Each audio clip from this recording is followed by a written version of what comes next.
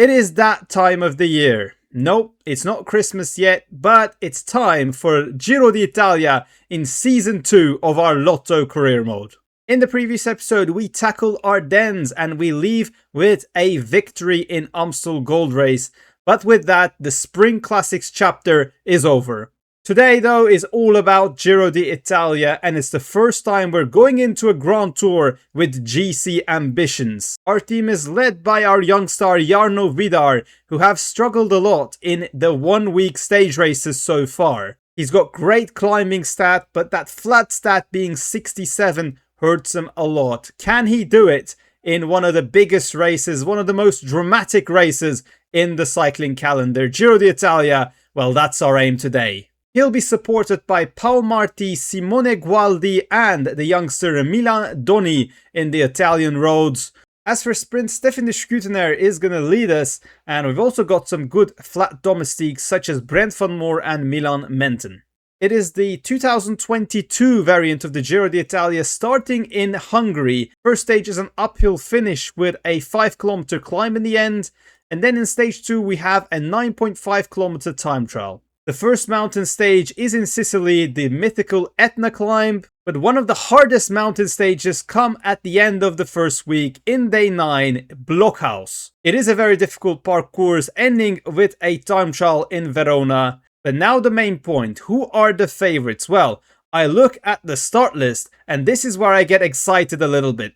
One team that will certainly dominate the mountain stages is UAE Team Emirates, but that can backfire them, as Joao Almeida, Juan Ayuso, Isaac Del Toro and Adam Yates are all in the Giro d'Italia lineup. No clear leader, this could lead to some confusion later on. And apart from UAE, we've got Matteo Jorgensen leading Visma Lease Bike. And apart from that, I don't see a clear GC favorite. We've got Egan Bernal leading Ineos, and Jai Hindley and Pellizzari are co-leadership duties at Red Bull Bora Hansgrohe. An outside bet could be someone like Max Poole, who also has 79 mountain, but looking at Jarno Widar, he also has 79 mountain. So, I mean, I am hoping realistically for a top 5 in his first GC bid with Jarno Widar, but I'm dreaming of a podium. Will it be possible? We'll have to find out. When it comes to sprints, the competition is packed with Milan, Merlier and Coy, so it'll be difficult to win a stage in the sprint finishes. Guys, I'm super hyped to start the Giro d'Italia, and I'm also so happy to see your comments that you guys are enjoying this playthrough as well. Thank you so much for all your comments regarding the transfers. We'll take a look at dossiers later in the episode as well. But now, stage 1 of Giro d'Italia, and we can already feel the lack of favorites. Juan Ayuso is the main favorite for this stage, and I'll be aiming directly towards the stage win starting from stage 1. So we are underway and we join at the intermediate sprint with a very good sprinter start list. I think intermediate sprints will be fought really hard in the peloton. We have 3 riders in the breakaway, so that means 5 points to the 4th place from the peloton. We're gonna try our luck with Stefan de Schuitenaar anyway, and even if I'm not showing you in this playthrough, I am going for intermediate sprints, and right now we actually get 4 points from this one. So with 4.7 kilometers to go, we have started climbing, and it's set for a wonderful finale. Who will be the first Maglia Rosa wearer of today? With 3.5 kilometers, we have to go 94 with Milan Menten, who's pulling us very good right now. Jarno Widar is in the 4th wheel. Now let's go 90. I think it's time for Brent van Moor with just 2 kilometers remaining. Let's look around us. I see Matteo Jorgensen around. I see Almeida and Ayuso around. We have the position right now. We're in front of the peloton. Let's sprint with Brent van Moor with 1.4 to go. I don't want to damage Jarno Widar's energy too much, but let's get the advantage. Here is Gualdi, and here is Jarno Widar. Oh, I'm trying to sprint. Gualdi is going to get past. Will Widar win? No. Davide De Preto, what a surprise winner. And there he is in pink jersey, Italian Davide De Preto, 4 seconds ahead of us. We get 2nd in stage 1. I'm surprised that the UAE boys couldn't come close to us, but it felt like an Italian classic finish rather than fight for Maglia Rosa. The time for stage 2, it is a 9.6 kilometer time trial. Filippo Ganna, the heavy favorite today. And the UAE boys with Juan Ayuso, Almeida and Isaac Del Toro all in the favorites list. For us with Jarno Widar, he's got 71 prologue, 73 time trial, but it is a little bit hilly in the last kilometers, so I don't think we'll lose that much of a time to the GC favorites. Since we don't have many teammates who can challenge for the win, we're going straight with Jarno Widar. He's wearing blue because he got 2 points in the mountains classifications, and we've got a nice blue S-Works time trial bike here. So check 1 is led by Filippo Ganna. I'm not really hoping to be near that with my 71 prologue, and it is around 59 seconds lost. But now we're gonna gain time, maybe on Ganna, I'm not sure, but even if we lose a minute, I'll call this time trial a success. And here we start climbing. Let's go up it to 90 right now in the 5% section. And here we go, 700 meters, 600 meters to go. We still have a bit of red bar, and we finish nearly at the end, and 103, 59th place. But anyway, no surprise to see European champion Filippo Ganna winning, but main concern is that Ayuso and Del Toro finish 2nd and 3rd, meanwhile we finish 59th. That means Ayuso now goes into the pink, so not Ganna, and UAE have the pink jersey in stage 2. Stage 3 is the first of many flat stages in the Giro d'Italia. It's nice to get a GC-free stage before focusing on Mount Etna. So we've got quite a technical finale here in Balaton-Fured here. Antoine Le Haut, Brent van Moer, Milan Menten and Stefan de Sutener is our sprint train with 4 kilometers to go. 3.5, we're not in a great position.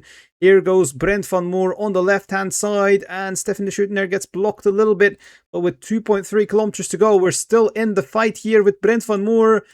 And let's sprint with Milan Menten already. Let's stop with Van Moer. Jarno Widar in the wheels just for protection. Stefan de Sutener sprints. Come on, what's the result going to be? Top 10? It's going to be close, but the winner is going to be Jonathan Milan. We get 11th place out of 15 sprinters throughout the field. I'm hoping one of these stages we can fight for top 5.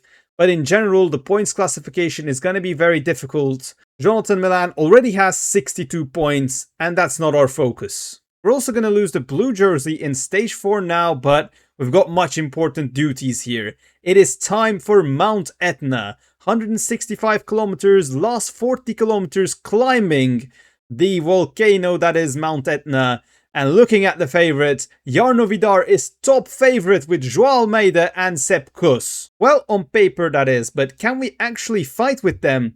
Time to find out. So actually we've got 25 riders who have attacked, multiple riders from Movistar and other teams, but in terms of GC, Michael Hessman and Ivan Ramiro Sosa are the best riders, and with Sosa having 61 flat, that does not bother me at all. UAE is in total control of the stage, and I'm happy. Jarno Widar hasn't lost many yellow in the first part of the stage, and we start climbing little by little with 33 kilometers still to go. I think UAE will settle the pace throughout the whole stage. We just have to hang on to the leaders as much as we can, and if we have energy at the top, then we'll go for something, but with 30 kilometers to go, this is going to be a very tough stage. So we have survived false flat sections, and with 17 kilometers to go, it's now time for favorites to talk, because right now at the front of the peloton is Tom Gloag, Adam Yates and Del Toro sit at 4th position. Meanwhile, Jarno Widar is currently protected by Brent van Moer, but we're just going to have 2 domestiques after him.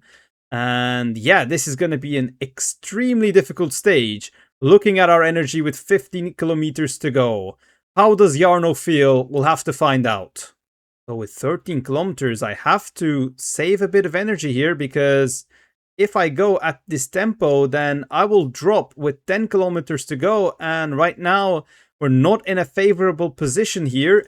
Simone Gualdi is going to drop. We've got still 69 riders in this peloton.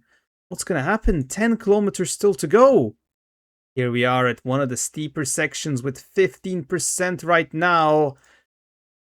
Adam Yates is here. Del Toro is here. Meanwhile, Paul Marti is struggling. That's our only remaining domestique right now with 9 kilometers to go.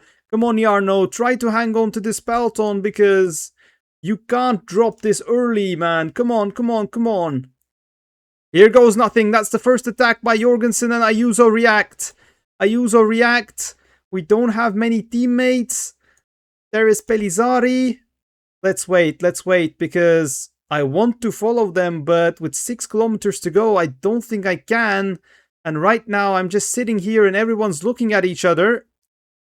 No one is working. We've got Ayuso and Jorgensen already a minute up ahead. And I think I have to do something. Almeida's here and Pellizzari is here. So let's stay with them. But we already lost a minute hesitating here. 5 kilometers still to go. Will they explode? I'm not sure. Jorgensen at the front. Ayuso is dropped. Ayuso is dropped with 5 kilometers to go. Jarno Widar is in the main bunch of 30 right now. But everyone is looking at each other. And that is not helping us. And we have no one to work as well. Jorgensen is leading right now. And the gap is 2 minutes 30. Next stages we surely have to follow them and see what happens regardless. 1.9 to go now, and I have to do the chasing right now. 1.6, closing the gap, and Ayuso slowly, but it would have been really nice if we had proper support in this stage. We're not going to get third place with all these guys sprinting right now, but with Jarno Widar, we are going to catch Ayuso. Jorgensen wins. What's the damage? 1 minute 38. A very strategic race. Ayuso explodes. And we catch him and pass him in the end. What a start to the Giro d'Italia. Matteo Jorgensen for Visma Lease a Bike takes 1 minute 38 on the favourites group. And he gets pink here with a 1 minute 25 lead on Ayuso. What would have happened if I followed the attack of Jorgensen of Ayuso? We'll never know, but a rider like Ayuso exploding it actually tells me that we've done the sensible thing. I would have loved to have better teammates in the last 10 kilometers to do the chase for us. Unfortunately, we're still lacking in that department. Our domestiques are just not strong enough to be in that selective group. That was a great teaser on how dramatic this Giro d'Italia will be. And you can feel the stress I have just looking at my face. Anyway, I'm more relieved because it's time for a sprint finish in Messina. So it's time for the finish in Messina. The birthplace of Vincenzo Nibali, and we're doing our best to have the perfect position with 2.7 kilometers to go. Stefan de Schuitenaar looking for a wheel. Olaf Koi's wheel is available. Let's take that, but we get blocked slightly. 1.3 kilometers to go. We're going to sprint with Stefan de Schuitenaar. Honestly, this is not bad positioning, but we just don't have the legs to pass these riders. Milan takes his second stage win of Giro d'Italia. And Stefan de Schuitenaar after 11th place, this time it's 13th. I mean, it's clear that while de Schuitenaar can do well in classics with that one, he's not the Grand Tour level sprinter with 76 sprint. Maybe with a +3 day, we can fight for that podium we're hoping for. Before the next stage, it's time to look at the dossiers page as we have an update. Remco Evenepoel has increased his interest from 67% to 75%. We can definitely make this 100% at the end of the window. But what's still bugging me is that Remco earns 206k a month in Soudal Quickstep. And even if we can lower his salary for a new contract such as 200k, that would still mean that he would cost us 2.4 million a year. Right now with 6.4 million budget, we're spending 300k on rider salaries. And just by adding Remco alone, that would increase to 500k, which means, yeah, we just can't sustain that amount with 7.4 million.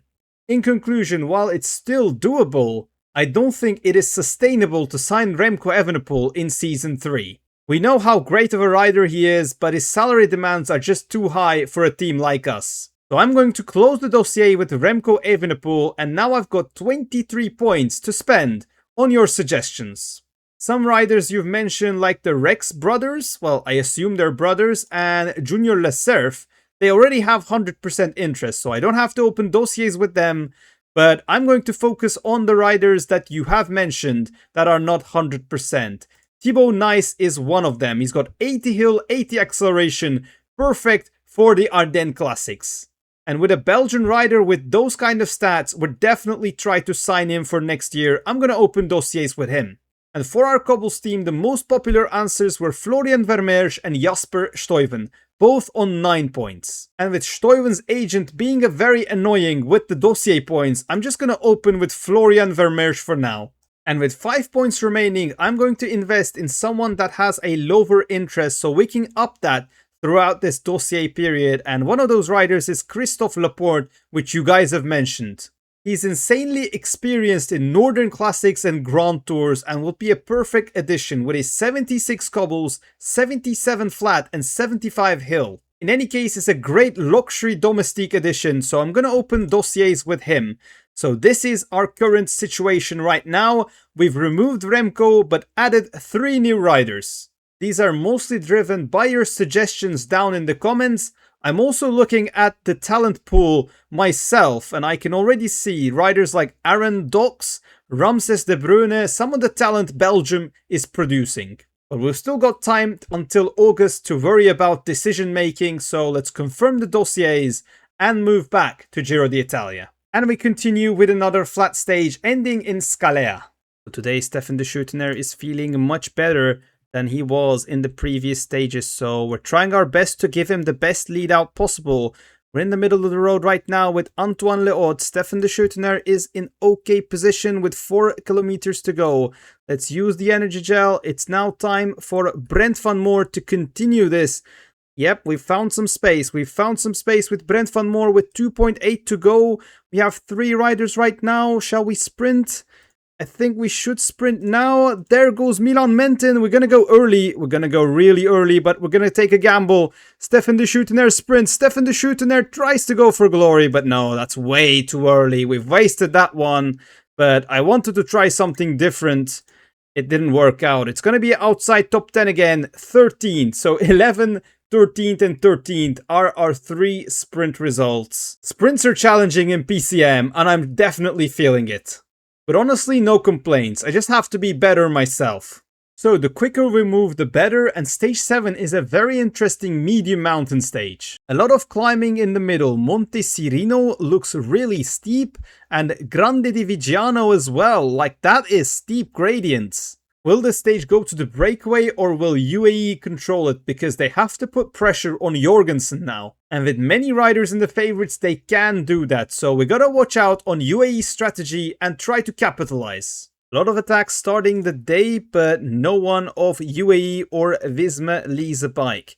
They can fight for the stage win, and I really do want to win a stage at some point in this Giro d'Italia, but I think we can do that with Jarno. Talking about Jarno, he has a -1 day, so we have to be defensive today because those stats are not going to be the strongest of the peloton. Oh my god, crash by Jarno Widar! No, no, no, no, no. No! No! No! Jarno Widar abandons! I don't believe it! Widar abandons his first Grand Tour! Widar leaves in a crash in the downhill, the first rainy day of Giro d'Italia. The very small downhill before we start Monte Cirino's final part. Widar abandons. Well, that's all the preparation and plans out the window. It lasted 6 days, 6.5 days, and now we have to go for plan B, which is to fight for a stage win. Simone Gualdi has a +3 today, but the breakaway is already formed, 3 minutes ahead. So if we can catch them in the steep climb that is the Grande di Viggiano, we might try something.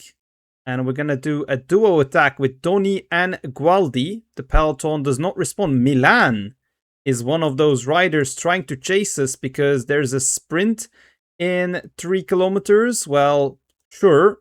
I'll just follow your wheels if that's okay. Well, if they can follow my wheels, we're climbing. There is an intermediate sprint, but look at the determination to get these points. Okay, guys, calm down. It's a medium mountain stage. Anyway, we've got a minute lead as we start this steep climb. Grande di Viggiano.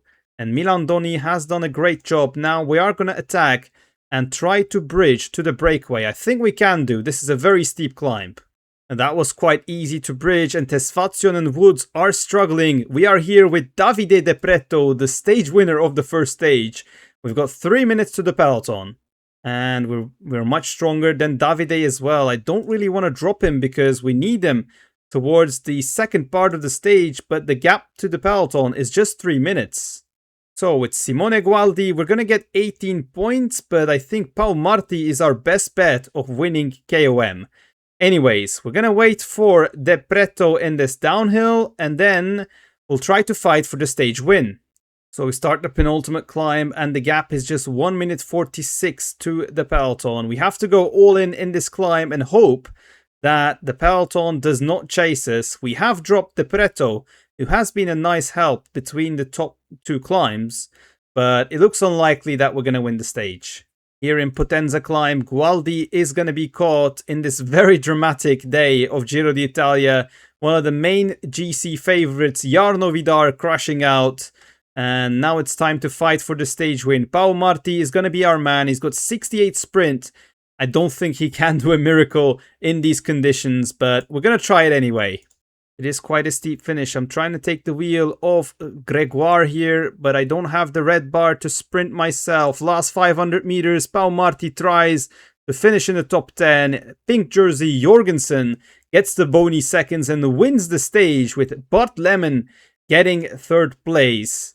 And after this dramatic stage, our strategy in Giro d'Italia changes completely. So let's look at this dramatic moment once again. We have a left-hander coming up. He's protected by a lot of riders, and here goes Menten and Vidar. Del Toro also involved in that crash. And yeah, that was the end of it. It's been a very difficult start to pro life for Jarno Widar. A lot of expectations, not great results, and on top of that, this crash in the downhill in Giro d'Italia. He has a fractured hand, and he'll be out until the start of August. But unfortunately, that's all we can do. It's now time to look ahead and try to win a stage in this Giro d'Italia. Stage 8 in Napoli is a hilly stage that ends with a flat finish. So we've joined the breakaway with Simone Gualdi here, and we've got 2 minutes 30 to peloton with 32 kilometers to go. It's going to be close. We've got Zambanini, Hausen, Mike Woods here, Mauri van Zevenant, Bruno Armirail.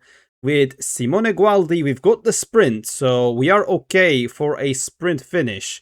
So we're working with the other riders in the breakaway, trying to hold off the peloton. This might be a genuine chance of a stage win. So 13 kilometers to go, 1 minute 30 is the gap. Here we are with Simone Gualdi at the front of the group. Still 9 riders here. There can be some attacks. I think everyone looks quite strong with 12k to go. With the gap, 1 minute. We have to work together. Will this happen? There's Max Poole here. Let's get into the wheel of him. He's the best climber of the group, but yeah, the gap's just 1 minute.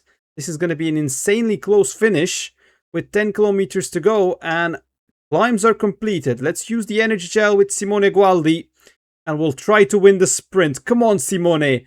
So this downhill is definitely helping us as we go to Napoli. You have to check the finish. No corners there. And Andy Krohn is the best sprinter with 69. We've got 68 with a +2.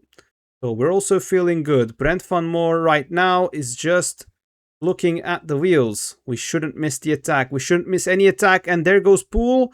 But the riders follow. This is going to be a cat and mouse game. 2 kilometers to go. Poole tried something. It doesn't work. Now Krohn is leading us. That is perfect. Krohn is sprinting. Come on, let's sprint out of Krohn's wheel. Simone Gualdi for a stage win in Giro d'Italia is so close. No, Haller. Haller is a better sprinter. How did I miss that?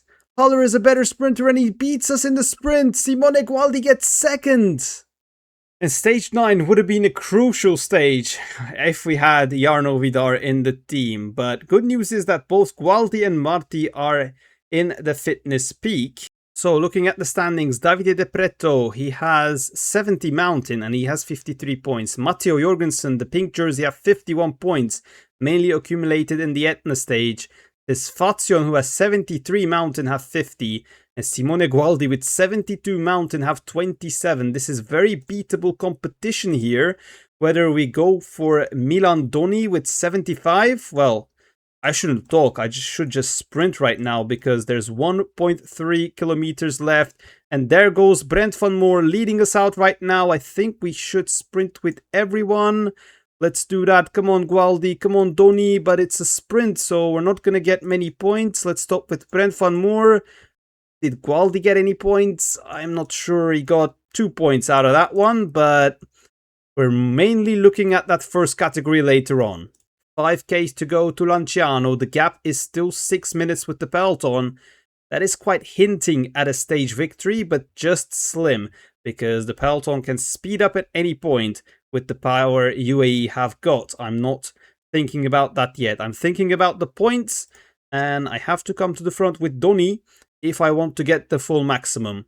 Milan Doni doing a good job so far, but I'm afraid that it's once again gonna be a sprint to the line with 1 kilometer to go. There goes Bernal. Let's try to follow his wheel with Milan Doni, and Doni will be done soon. Let's get to the wheel of Pool ourselves. Fuck off. Shit. No, no, no. Why? Why you can't follow the wheel out of the train? I forgot that was a thing. And that's big points lost out on Cajamini, out of all people. So we didn't lose, but we missed a huge opportunity to gain 40 points. So for the stage, unfortunately, Gualdi have to climb Blockhaus on his own, as Milan Doni is completely cooked after that climb. We've got 14 riders in contention, but I believe Max Pool is the strongest rider out of all of them. Bernal with a big chance as well with 78 mountain. We're not the favorites for this one as well. So the strategic part of the race right now. The first to go is Egan Bernal. And we shouldn't let too big of a gap open. We're in the wheel of Pool right now. We're following comfortably, but there's still 9 kilometers to go. So come on Gualdi, +3 day. I think that's the best he can offer, and it is a very hard stage that we are trying to win. So if we win, it'll be legendary. Here goes Prodom. Let's follow the wheel of Kron. With 6.7 kilometers still to go. Gualdi's yellow now down to 30%-ish, 20%. And Prodom is going once again. Prodom looks epically strong here. The gap is now 1 minute. I don't think we're going to be able to win the stage. Simone Gualdi with a great effort, but we're going to come up short. Meanwhile, Jorgensen and Romain Gregoire, who is 4th in GC, are chasing us. So let's try to go zone 5 for the last 3 kilometers with Gualdi. We're probably going to explode, but still, 1 minute 30 to the front of the race. That is, I think, Prodom and Bernal. And we are going to run out of steam with 2 kilometers to go. Well done, Simone Gualdi. Great job. Fortunately, not going to be enough for a top 5 or a top 10. And the stage winner is going to be Matteo Jorgensen, who is dominating UAE and Giro d'Italia. That is the sum of the first week. Jorgensen sprints and wins in Blockhaus' second mountain stage victory for Matteo Jorgensen. Ayuso is the best placed UAE rider in 5th place, but Jorgensen, as I should pronounce correctly, is dominating the Giro so far. Simone Gualdi gets 10th of the stage, but it's all about Matteo Jorgensen. We are nowhere near the top 10 in the GC. Obviously, Jorgensen leads Ayuso 2 minutes 28 at the end of the first week. And he adds another 50 points in the KOM classification up to 101. We're still going to have some stages with big points in week 3, so not all hope is lost. But Simone Gualdi only has 29 points. It's gone from bad to worse in the Giro d'Italia, but our stage hunt will continue in weeks 2 and 3. Stages 10, 12 and 14 can all go to the breakaway, while stage 14 is maybe a shout for the break as well. But that is where we end this heartbreaking episode. I hope you guys have enjoyed it nevertheless, and see you guys in weeks 2 and 3 of this Giro d'Italia.